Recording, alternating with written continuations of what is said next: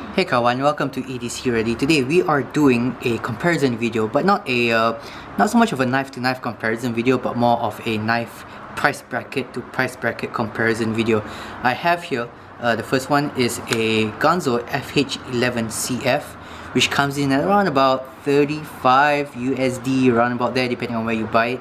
And then you have here the ZT0450 CF. Now this guy comes at about 196 USD. So we have here an around about $30 knife compared to around about $200 knife. And I want to talk about what are the differences from knife to knife and what is that extra 160, 170 USD. What does that give you in this scale right here?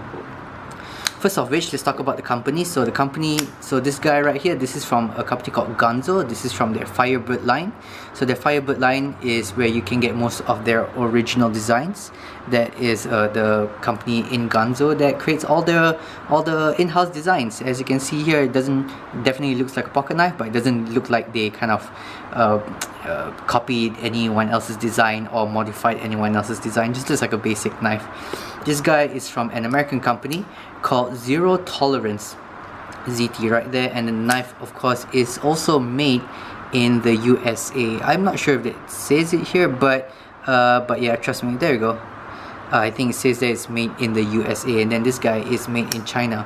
So let's get into the review of the knife, or the comparison of the knives. First of which is that let's talk about material. This is the most obvious differences between these two knives. First of all, let's start with this Ganzo right here. We have here a D2 blade steel. So D2 is a budget steel. It's a pretty good budget steel. It has a few good things going for it. Number one is that it has pretty good edge retention, and then it's also pretty tough. Now where it lacks is in terms of stainlessness. So this knife compared to, let's say, S30V, S35VN, which is on this guy, VG10, this is gonna rust more readily than those other knives because it is a compromise, being that it is in the budget steel area. Compared to this guy comes in with a S35VN steel. That's the steel marking right there. S35VN right now is considered one of the premium steels. It's not super high-end anymore. Right now on the really high-end, you get something along lines of M390, CTS204P, 20CV, Vanex. These are your super premium steels. S35VN is on that upper end, but not super duper premium either. On top of that, you also get the treatment of the blade. So this blade has a nice satin finish. There is some reflectivity over there. This guy comes with a nice DLC coating. Coating is relatively good. I have not had any scratches on this coating. However, I don't use this knife as a hard use knife either, so I can't really vouch for the strength, although I can say that it does hold up its coating quite well. So blade material, you get a budget blade here, not stain resistant but pretty good toughness and edge retention. Here you get pretty good edge retention, pretty good toughness. Toughness is right about the same, has better edge retention, but it's also stain resistant. This is considered a stain resistant knife because it has enough chromium in its system. On top of that, it's also coated, so this coating will also cost money. Now coated blades are its function is first and foremost an aesthetic thing in my opinion, but it can also help reduce with corrosion. Another type of material you want to think about is the handle. So this guy right here, the premium one, we have here carbon fiber, and it's pretty nice carbon fiber. It's kind of a matte finish kind of carbon fiber. You get some nice texturing. You can see how it refracts the light and reflects the light. It's very nice. And on top of that, it is carbon fiber all the way through. So it is not like a half kind of carbon fiber on G10. You can see that the carbon fiber goes all the way through. On the other side here, we have titanium, which is a very strong metal, but also a very light metal. And then we have here another anodized pocket clip right here. This is just steel. Now compared to this guy does have carbon fiber, but it's a kind of it does reflect and play with the light a little bit, but it's a very shiny, slippery kind of carbon fiber, and it doesn't go all the way through. The carbon fiber ends right around there. You can see kind of where the carbon fiber turns into G10. So the carbon fiber goes all the way there, then it becomes G10. G10 is a polymer, I believe. It is a lot cheaper than carbon fiber and titanium, so it kind of goes into there. and then you get kind of steel liners right around there. You can kind of see the edge of that steel right there. So and the steel is just stainless steel, just nothing fancy. We also have a stainless steel pocket clip, which is the same as this guy. It's also a steel pocket clip, however it is not coated. The good advantage of this clip is that it is deep carry, however, which is very nice. I always like a good deep carry pocket clip. Well, this guy does not come with a deep carry pocket clip, but that's kind of personal preference. Some people like that you can kind of grip the tip of the knife to pull it out. I personally like the deeper carry. Couple of other things in terms of material right here. We have some more coating on the hardware here, coating on the pivots, on the pivot screw, coating on the screws in the back, and then coating on the back spacer. As with this guy, we just have some plain satin finish screws right here, and then you also have a small little back spacer, not back spacer, yeah, a small little back spacer right here.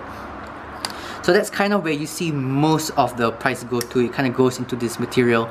You kind of have titanium on one side, carbon fiber, full carbon fiber, premium steel S35VN, and all the coating that you want, especially if you like that kind of black coating. Here you have a very thin ply of carbon fiber. I believe it is real carbon fiber, but it's really thin carbon fiber on top of G10, on top of stainless steel. No special coating, but at the end of the day, that's kind of personal preference. And then you have a budget steel. Let's talk about the next thing that separates these two knives in terms of its price. We have the finish of the knives. Okay, so the knives are finished differently, and by say finish, I mean the way the edges of the knives are treated, the way it's finished, and the way it's handled. You don't have any sharp edges. I mean, you have one sharp edge here, but over here it is not particularly sharp, especially around the jimping. The jimping is nice and rounded on the edges here. Just want to show that to you, which means that it is very comfortable in hand. It provides grip but doesn't dig into your fingers that much. All the edges here are nice and chamfered and rounded, so at the end of the day, ergonomically, it's quite comfortable in your hand, with a couple of design flaws that again, is just personal preference, or it's just down to my fingers. So all these things add together to just have a nice handle that kind of melts in your hand with all the roundness. Compared with this guy, you have some edges here that are not bad, but the jimping here is really sharp. You definitely get a lot of traction, but especially around these corners right here, there's no rounding off, so it comes out as something really sharp, and that's kind of uncomfortable in the hand. You do get some amount of chamfering on the sides here, so that's nice. However, the inner edges here are really sharp. Compared to this guy, the inner edges here are also rounded off, so it becomes a little bit more comfortable in hand. This guy can have a lot more hot spots right around the edges right here. Another thing about the finish is any kind of contouring, which means you don't just get like a flat side here. In this case, you have almost no contouring on both sides, so that's kind of something that's similar between these two knives. However, this knife does feel a lot flatter than this guy right here, but I think that's just because of how hard and sharp these edges are compared to this guy, which has nice and rounded edges that gets into it. All this just gives it a lot more premium of a feel in hand compared to this guy. Now, another thing that can separate them is fit. So how everything fits together. Now, you have certain knives such as Chris Reeves, Hinderer. They're all great examples of fit and finish. ZT's fit and finish are also really good. You don't see any gaps. There are no gaps here. Everything kind of goes in together really well. Once you tighten up everything, you tighten up the pivot to maximum tightness, you get this kind of action. Okay, you have a blade that's pretty much well enough centered. It's just finished really well. Now, this used to be the case with only American made, or used to be the case with only really expensive knives. However, these Chinese knives are coming out with really good fit and finish materials and knives nowadays. Check this out. There is no gap in the back spacer at all. Okay, there is only a slight bit of gap here. If you can focus, slight bit of gap here. Compared to that, you have some amazing action. Just check this out. That just drops like any Shirogorov or Grimsmo knives that I know about. I already have a full review of this knife. You can check it out on the channel, and it's just fantastic.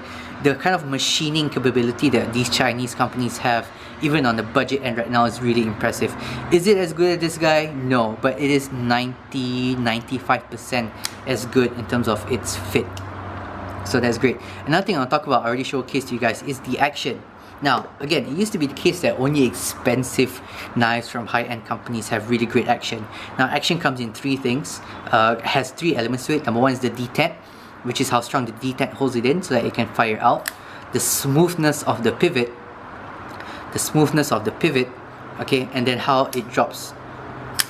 This knife has a really nice strong detent. It just snaps out, it fires out, extremely smooth pivot, and it does have a pretty strong detent, which kind of stops it from falling, and also has a smaller blade, but it's nice and drop shotty. Not completely drop shot, it won't just drop on its own, it does need a bit of an encouragement, but then it will fire close as it fire opens. Now again, this is something that the Chinese companies have really caught up.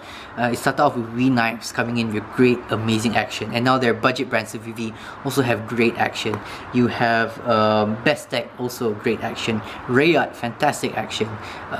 You have Kaiser, which also gives really good action. This guy right here, check this out. Now, as I mentioned, 3 components: detent, smoothness, and the drop shot. This guy, great detent, great smoothness, doesn't really drop shut. I don't think it's designed to be completely drop shut either, but it's just the action to fire it out, and then it's just smooth enough that it doesn't really matter that I need to just shake it up a little bit. But this guy takes the drop shot to just another level. It has a weak opening detent, and by that I can prove that by just swinging this, it will fire out. That's a sign of a weak detent. And then it just drops like no knife around 30-35 USD should.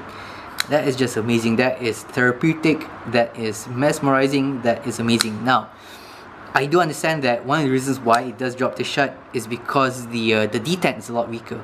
So detent is a little hole, it's a little ball right there that goes into a little hole in the blade that stops it from coming out. This guy just has a really weak detent, which helps it drop shut, but it doesn't take anything away from the fact of how smooth this pivot is. This pivot is so smooth, and as much as I like this knife, the best part about this knife is the amazing drop shot action. So a lot of these Chinese companies, especially on the budget end, especially Civivi Wee knives, Kaiser, Rayat, Bestech on the budget end, Civivi on the budget end, even Gonzo's right now, they have some amazing machining capability to be able to do that. Now, aside from that, we have something else. You have something else that can justify this as a much higher price item, which is the after sales service. Now, I've contacted KAI. KAI owns, they own Zero Tolerance, and then they also own a few other knife brands under their company. They have pretty good customer service. You can get in touch with them. I've emailed them. They replied to me relatively quickly. They answered all my questions. They even recommended what to do next, or the best course of action next. So that's great.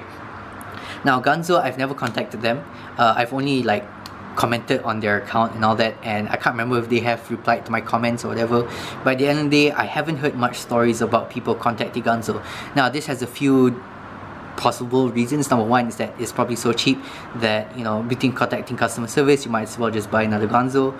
That's one thing. But at the end of the day, their customer service is just not something that I have had any experience with, and I haven't heard much experience from other people either. So take that for what it's worth. I know that's not very conclusive, but it just feels nice, especially if you live in America, that this knife is going to give you that customer service that you require. However, if you live far away from America, like me, live in Malaysia, sometimes it doesn't make that big of a difference. So this is very much like geographically determined by where you live. Last but not least, we come to a slightly more vain aspect, which is the brand name. So we have here Zero Tolerance. Zero Tolerance, or ZT for short, has been around for a really long time. They are one of the biggest production companies in America. And then you have Gonzo, and definitely one thing you're paying for is the brand name ZT. You talk about ZT. I've posted up sales or knife sales of this guy and this guy, even though this is at a much lower price than this guy, maybe around a fifth or less of the price than this guy. I get way more people asking about this knife than about this knife, and that just really comes down to the whole prestige of the brand. It also sounds great and looks great in an Instagram post.